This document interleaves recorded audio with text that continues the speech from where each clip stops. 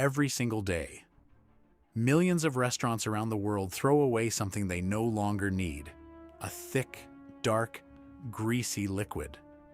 Most people look at it and see nothing but waste, something dirty, something worthless, something that should be thrown away as quickly as possible. But here's the surprising part. What if I told you that this worthless waste is actually bought and sold every single day? Not by small shops, but by an entire industry. An industry that turns used cooking oil into products worth millions of dollars.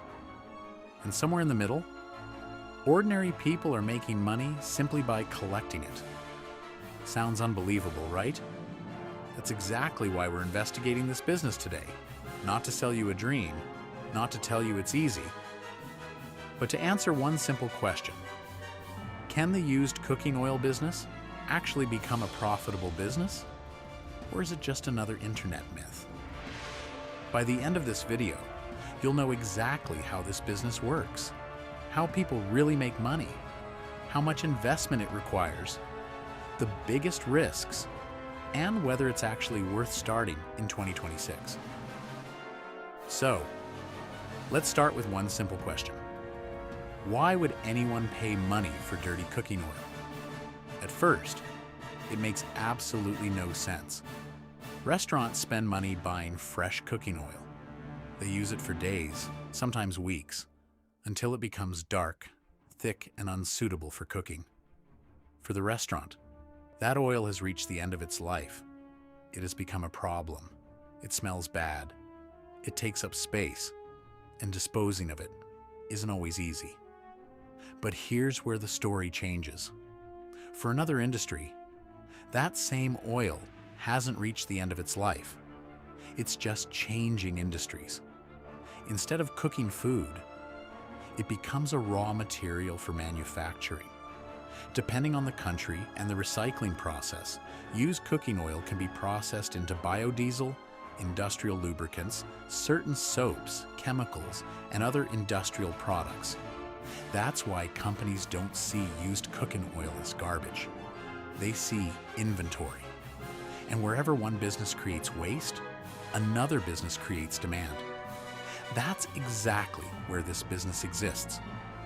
You are not manufacturing anything. You are not refining oil. You are connecting two businesses that need each other. One wants to get rid of waste, the other wants to buy it. And if that connection is managed efficiently, there is money to be made. But before you start imagining easy profits, there's one reality that almost every YouTube video ignores. Collecting used cooking oil is actually the easy part. Selling it consistently at a profit is where the real business begins. And that's exactly what we're going to uncover next. So, if collecting oil is the easy part, where does the real challenge begin? It starts with understanding one simple fact. Not every restaurant is a good customer. And this is where many beginners make their first expensive mistake.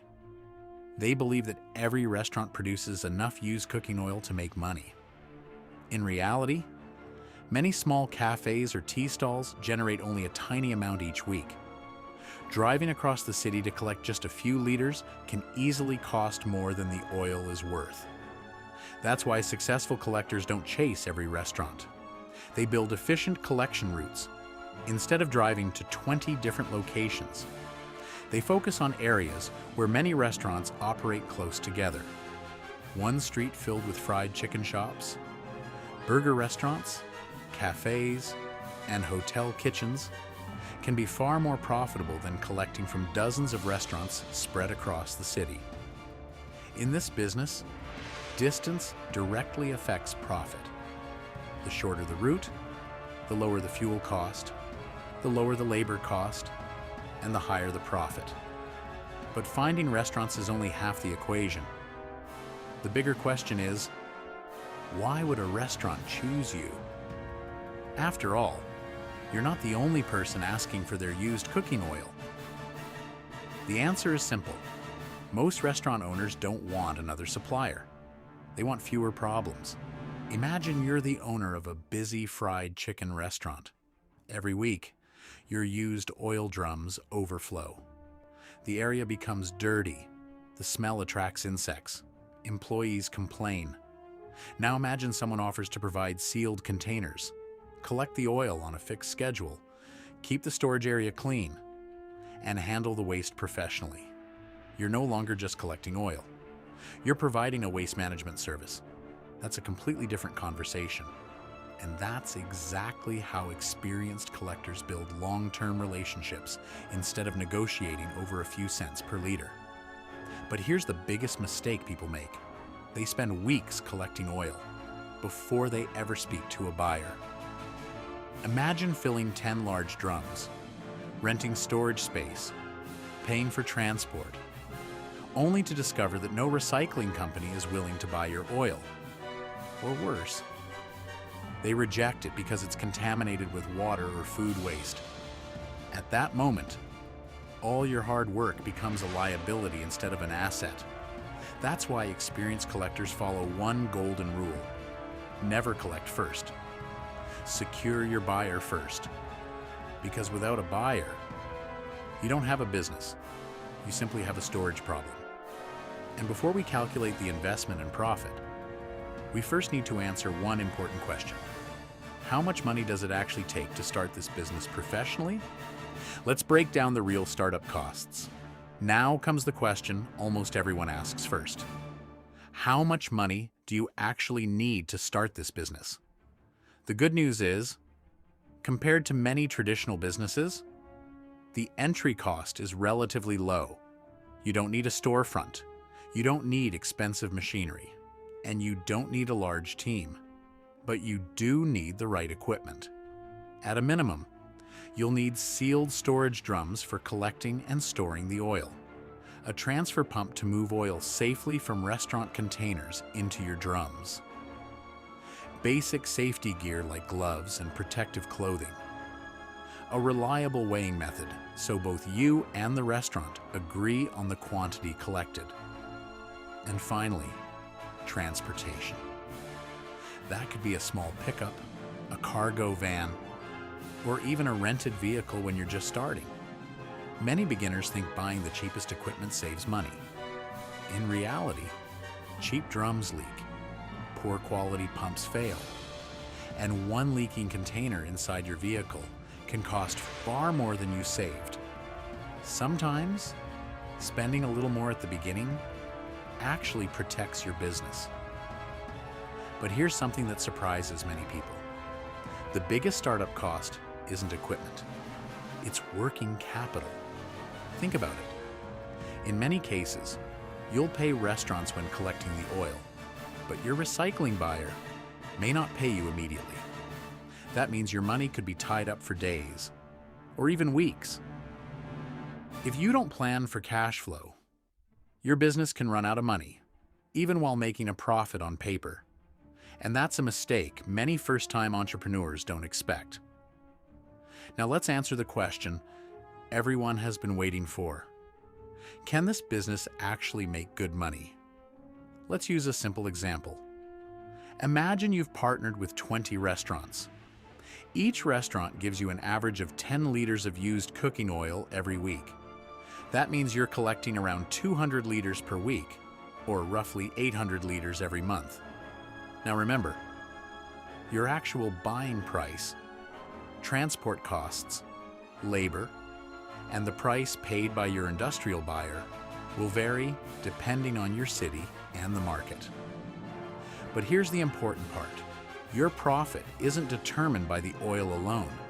It's determined by your operating efficiency.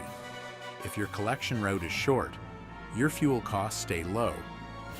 If your pickups are well organized, you save time. If your oil meets the buyer's quality standards, you avoid rejected loads.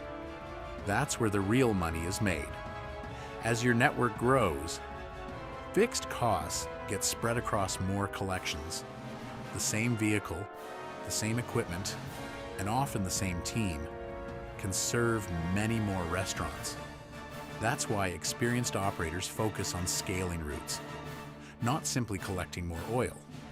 Because in this business, efficiency creates profit, not volume alone. And before you decide whether this business is worth your time, there are several hidden risks that almost nobody talks about. Let's expose them next. By now, this business probably sounds simple. Collect used cooking oil, sell it, and make a profit. But reality is never that simple. Like every business, this one has risks, and if you ignore them, they can quickly turn a profitable operation into a losing one. Let's start with the biggest risk: quality. Industrial buyers don't just buy any used cooking oil. They expect it to meet certain quality standards. If the oil is heavily contaminated with water, mixed with chemicals, or contains excessive food waste, the buyer may reduce the price or reject the entire load. Imagine collecting oil for an entire month, only to discover that one contaminated drum has affected the whole shipment. That's not just frustrating, it's expensive. The second risk is price volatility. The value of used cooking oil doesn't stay the same all year. Depending on local demand, recycling markets, energy prices, and regional supply, buyers may increase or decrease what they pay. That means a profitable month can sometimes be followed by a weaker one. Experienced operators prepare for these changes, instead of assuming prices will always rise. The third challenge is competition. In some areas, restaurants already have long-term agreements with licensed collectors. Winning new accounts takes time, and the businesses that succeed usually don't compete on price alone. They compete on reliability, showing up on time, providing clean containers, keeping accurate records, building trust. Because once a restaurant trusts your service, they're far less likely to switch to another collector. Now let's answer the question this entire video has been building toward. Is the used cooking oil business actually worth starting? The answer is, it depends. If you're looking for a business that makes you rich overnight, this isn't it. If you're expecting passive income while sitting at home, this isn't it either. This business requires physical work, planning, relationship building, and consistent execution. But if you're willing to build a reliable collection network, control your operating costs, and focus on long-term growth, it can become a stable business with recurring customers and room to scale. The real product isn't used cooking oil. The real product is your collection system. The stronger your system, the stronger your business. So before investing your money, do your research, understand your local market, talk to potential buyers, learn the regulations in your area, and then let the numbers decide, not emotions. Because the best businesses are never built on hype. They're built on facts. If you enjoyed this business breakdown, let me know in the comments which business I should analyze next. And if you want more real-world business investigations with real numbers and honest analysis, subscribe to Decode Profit. I'll see you in the next one.